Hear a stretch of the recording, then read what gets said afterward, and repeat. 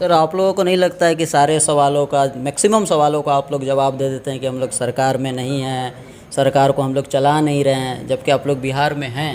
कई आपके कितने सारे नेता से हम पूछते हैं, ज़्यादातर लोगों का यही जो जवाब सही है वही तो कहेंगे ना। हम बिहार में हैं, बिल्कुल सही है। जो एक पार्टी है, हिंदुस्तान की सबसे बड़ी पार्टी है, जो हिंदू मुस्लिम 3 तलाक, सिविल कोड, कई तरह के मुद्दे पे चुनाव लड़ती है और आगे भी लोग उम्मीद कर रहे हैं कि 24 में भी इसी मुद्दे पे चुनाव होगा। आप लोगों के पार्टी के पास इसका तोड़ क्या है? तो वो करा के कामयाब होते जा रहे हैं, 14 में भी हो गए, 19 में भी हो गए हैं। नहीं, हमेशा कहाँ से कामयाब। अभी कर्नाटका का चुनाव आपने देखा नहीं? उस टाइम में एक चुनाव हुआ था, गठबंधन हुई थी, बहुत सारी पार्टियां एक साथ आई थी, सरकार बन भी गया था, फिर बिखर गया था। तो कैसे माना जाए कि ये कामयाब हो जाएगा, सक्सेस हो जाएगा? क्यों नहीं। तो ये क्या सीमान जो सीट है, क्या कंफर्म माना जाए कि आप लोग के ही खाते में जाए? पहले हम लोग ग्राउंड लेवल पे घूमते हैं। बिजली का जो समस्या है, मेरे पास हर दिन 2-4 फ़ोन आते हैं। 500 के जगह पे लोगों का 20,000 आ रहे हैं। जब आप लोग गठबंधन में आए थे तो आपका जो घोषणा पत्र था उसमें था कि बिजली का बिल कम होगा, जबकि ये प्राइवेटाइजेशन होते जा रहा है। आपके पार्टी के तरफ से अब तक क्या किया है? आप लोगों ने क्या किया है अब तक? बिल्कुल आप लोग गठबंधन में हैं, आप लोग सरकार बिल्कुल इसीलिए कह रहे हैं, सरकार नहीं चला रहे हैं। सरकार तो हम सरकार के अंदर नहीं है, बाहर से हैं। और मुझे उम्मीद है अब तो विपक्ष की बैठक हो गई है तो सरकार ज़रूर इस पर ध्यान देगी। मीन्स कब तक? 25-26? अब हम तो सरकार नहीं चला रहे हैं, इसीलिए हमसे कोई डेट मत पूछिए। मतलब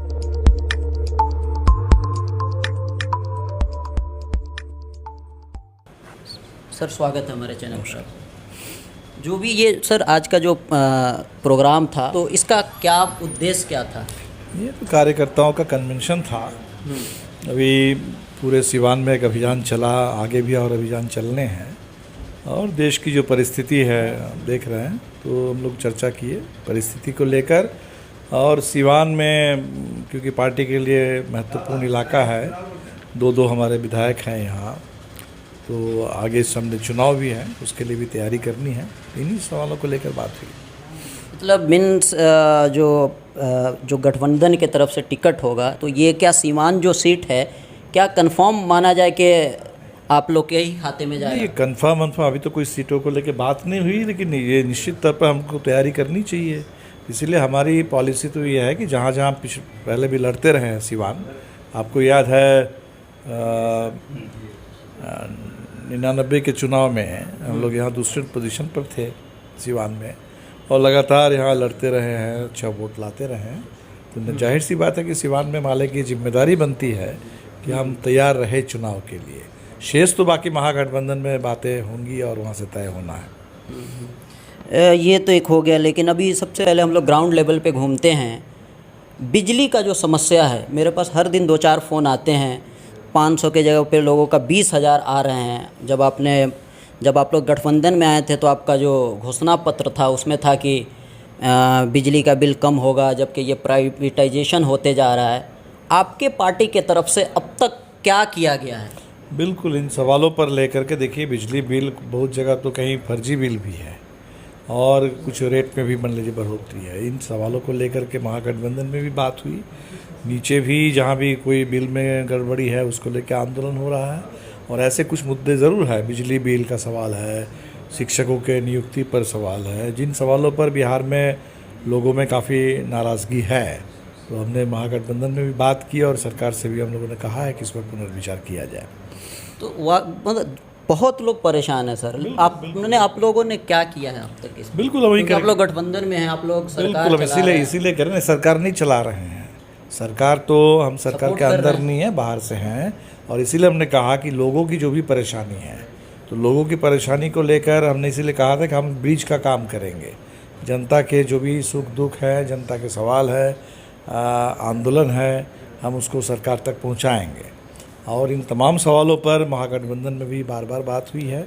और मुझे उम्मीद है अब तो विपक्ष की बैठक हो गई है तो सरकार ज़रूर इस पर ध्यान देगी।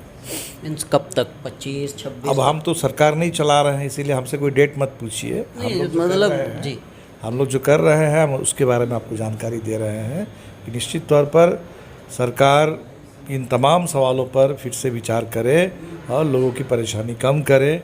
ये महागठबंधन के अंदर भी बात हुई है और सरकार से पूरे टोटल महागठबंधन के सभी दल के लोग सरकार से इस पर आग्रह करेंगे।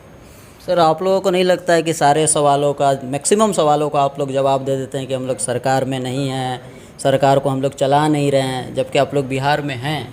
कई आपके कितने सारे नेता से हम पूछते हैं, ज़्यादातर लोगों का यही जवाब सही है वही तो कहेंगे ना। हम बिहार में हैं, बिल्कुल सही है। महागठबंधन के सरकार को हम बाहर से समर्थन दे रहे हैं, बिल्कुल सही है।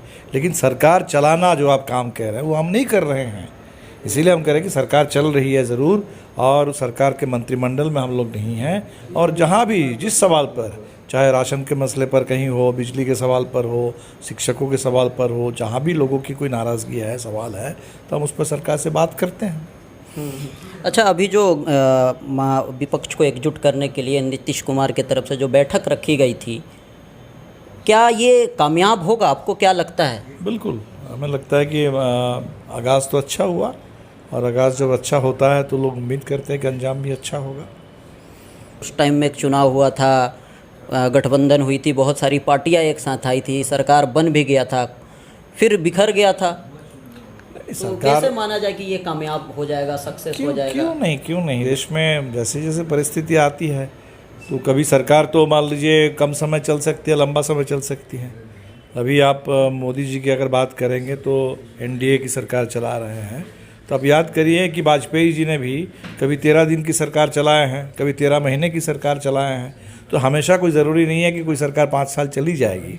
और अगर 5 साल चलने की बात है तो यूपीए का गठबंधन था, इससे पहले 10 साल चला था। इसलिए ऐसी कोई बात नहीं है कि सरकार चलेगी नहीं, सरकार बिल्कुल चलेगी। अच्छा, एक और सवाल, जो एक पार्टी है, हिंदुस्तान की सबसे बड़ी पार्टी है, जो हिंदू मुस्लिम 3 तलाक, सिविल कोर्ट, कई तरह के मुद्दे पे चुनाव लड़ती है, और आगे भी लोग उम्मीद कर रहे हैं कि 24 में भी इसी मुद्दे पे चुनाव होगा। आप लोगों के पार्टी के पास इसका तोड़ क्या है? जो आपने कहा ना कि भाई लोग ये सोच रहे हैं कि भारतीय जनता पार्टी के पास यही सब मुद्दे हैं, हिंदू मुस्लिम करने वाले मुद्दे हैं। तो अब तक जबकि देश में लोगों से आप पूछिए, जैसे आपने हमसे जो सवाल पूछा, अपने बिजली से शुरू किया, अपने हिंदू मुस्लिम से तो शुरू नहीं किया, आपने कहा कि बिजली को लेकर के लोग परेशान हैं। हाँ, तो इसी तरह पूरे देश में अभी लोगों से पूछिए, लोग महंगाई को लेकर परेशान हैं, लोग बेरोज़गारी से पूरी तरह से त्रस्त है, इस समय परेशान है। तो लोगों के जो मुद्दे हैं, हमें लगता है कि हम लोग यही चाहते हैं कि लोगों के मुद्दों पर चुनाव हो। और ये सब जो बातें हैं कि आप हिंदू मुस्लिम में जहाँ भी आप बांट सकते हैं, थोड़ा दरार पैदा कर सकते हैं, थोड़ा एक को दूसरे के खिलाफ खड़ा कर सकते हैं। अभी आप देख लीजिए कि मणिपुर, जहाँ बीजेपी की सरकार है, 50 दिन से ज़्यादा समय हो गया और जल रहा है, 200 से ज़्यादा गिरजाघर जला दिए गए वहाँ। तो अभी मणिपुर के बाहर भी पूरे देश के आदिवासी भी परेशान हैं, सोच रहे हैं, पूरे देश के ईसाई भी सोच रहे हैं कि मामला हो क्या रहा है वहाँ। तो हमें लगता है कि ये जो भारतीय जनता पार्टी की जो नफ़रत की राजनीति है ना, उससे बहुत नुकसान हो रहा है, देश को बहुत नुकसान हो रहा है। अब मुद्दों पर बात नहीं हो रही है, उस पर कोई काम नहीं हो रहा है, और आप लोगों को बस भावना के साथ खेल करके, आस्थाओं के साथ खेल करके, तो हमें लगता है कि हम लोग चाहते नहीं हैं कि देश में यही खिलवाड़ होता रहे। हम चाहते हैं कि जनता के बुनियादी सवालों पर चुनाव हो और उस पर नीतियाँ बदले और जनता को राहत मिले, उनको अपना हक मिले। लेकिन ये सब तो वो करा के कामयाब होते जा रहे हैं, 14 में भी हो गए, 19 में भी हो गए हैं। नहीं, हमेशा कहाँ से कामयाब। अभी कर्नाटका का चुनाव आपने देखा नहीं? कर्नाटका के चुनाव में मोदी जी ने बजरंग बली का भी नारा दे दिया, बजरंग बली के नाम पर वोट मांग लिया। कायदे से तो हमारे देश में कोई ढंग का चुनाव आयोग होता तो मोदी जी के ऊपर शोकॉज नोटिस आना चाहिए था, बल्कि उनके चुनाव लड़ने और यहाँ तक कि वोट डालने का अधिकार भी उसको स्थगित कर देना चाहिए था, जैसे कभी बाल ठाकरे का किया गया था। खैर, लेकिन जनता ने तो माना नहीं। मोदी जी के चेहरे पर वोट दिया, ना बजरंग बली के नारे पर लोगों ने वोट दिया। लोगों ने अपने सवालों पर वोट किया, और तब आपने देखा कि कर्नाटका में कांग्रेस को शानदार जीत मिली। तो हमें लगता है कि ये आप बहुत ज़्यादा चलने वाला नहीं है। ये जो हमेशा आप एक ही तरह से बात करेंगे तो लोग ऐसे नहीं करेंगे। अब बहुत हो गया है, 9 साल का समय कम नहीं है। जो भी लोगों ने 5 साल दिया, फिर 5 साल का मौका दिया, अब तो अनंतकाल लोग मौका नहीं देते रहेंगे। जो सरकार जिसका कोई जनता से लेना देना ही नहीं है, तो जनता का उस सरकार से क्यों लेना देना रहेगा? सरकार का अगर जनता से लेना देना नहीं है तो जनता का क्यों लेना देना रहेगा उस सरकार से? तो अब तो हमें लगता है कि देश की जनता निर्णायक जनादेश इस बार देगी भारतीय जनता पार्टी को सत्ता से बेदखल करने के लिए।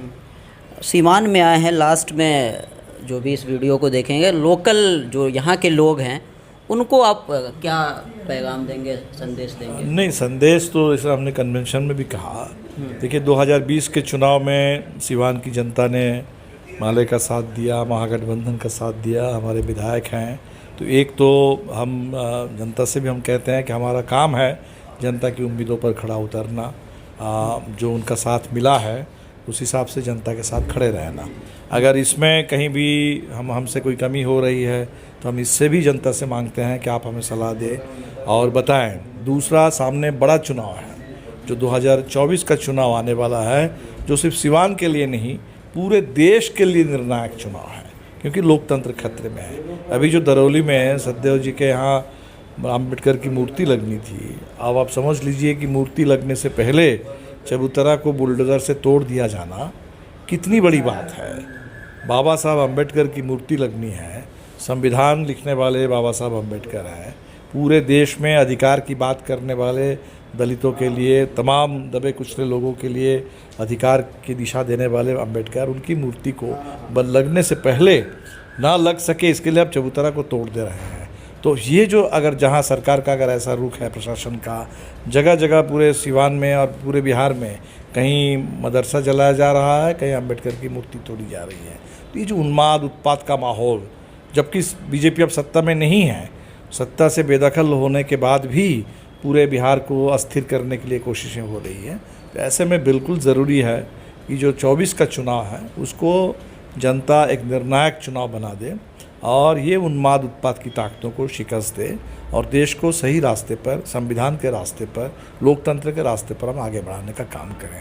इसलिए हम तो अपील करेंगे सिवान के पूरे मतदाताओं से, जनता से, कि 24 के चुनाव में पूरे बिहार गोलबंद हो रहा है, सिवान भी तैयार रहे और हम लोग कोशिश करेंगे। अभी महागठबंधन में तो पूरी बात नहीं हुई, लेकिन अगर माले को, जैसे बहुत सारे लोग कह रहे हैं कि माले को यहाँ से मौका मिलना चाहिए, तो माले को मौका मिले और मौका मिला तो जनता का पूरा साथ मिले और सिवान से लेकर के पूरे उत्तर बिहार में, पूरे बिहार में, पूरे देश में भारतीय जनता पार्टी को चुनाव में हम सत्ता से बेदखल करें, लोकतंत्र की हिफाजत करें, देश की, जनता की, इस देश के संविधान और संघीय ढांचा, उसकी सुरक्षा की गारंटी।